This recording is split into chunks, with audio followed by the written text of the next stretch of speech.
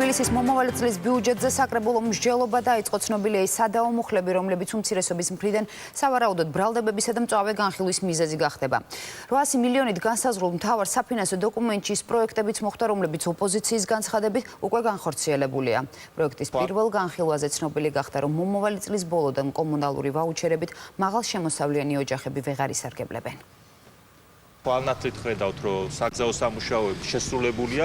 იმის დასადასტურებლად, რომ უკვე მოასფალტებული გზა მაინც სარეაბილიტაციო პროგრამის ნუსხაშია, დღეს ლილოს დასახლებაში საკრებულოს უმცირესობის წევრები მივიდნენ. ნაციონალური მოძრაობის მტკიცებით თბილისის მთავრობა ბიუჯეტის პროექტის მიხედვით კიდევ რამდენიმე რაიონში აპირებს სამუშაოების დაწყებას ისეთ ქუჩებსა და ეზოებში, სადაც რეაბილიტაცია უკვე დასრულებულია. ამ გზების გაკეთებაზე გათვალისწინებული თანხა ბიუჯეტში ეს არის მხოლოდ და მხოლოდ თანხა, რომელიც შეიძლება ჯიბეში ჩაიდო. რამდენი ხანია რაც ეს გზა დაიგო?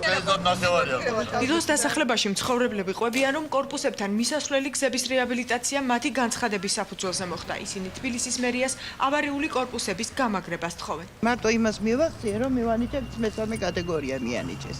დანარჩენი არა. რეაბილიტირებული გზის ხელახალ დაგებას გამორიცხავს თბილისის მერი დავით ნარმანიამ საკითხის შესწავლის პირობა დადო და ნაციონალური მოძრაობის ბრალდებებს უპასუხა. თუ მათ პერიოდში გაკეთებულ გზაზეა საუბარი, ის აუცილებლად უხარისხო იქნება და ხელახლა იქნება გასაკეთებელი, თუმცა მე მაინც ვნახავ ცალკეულ დეტალებს, არ ამგონია რომ თუ გზა ნორმალურ მდგომარეობაშია, კიდე იგივე გზის გაკეთებაზე თანხა იყოს გათვალისწინებული. დისკუსიის მთავარი თემა გახდა მთავრობის ადმინისტრაციის მიმდებარე სულხან საბა-ორბელიანისა და ინგოროყვას ქუჩებზე არსებული შენობების გარე ფასადების მოპირკეთების საკითხი.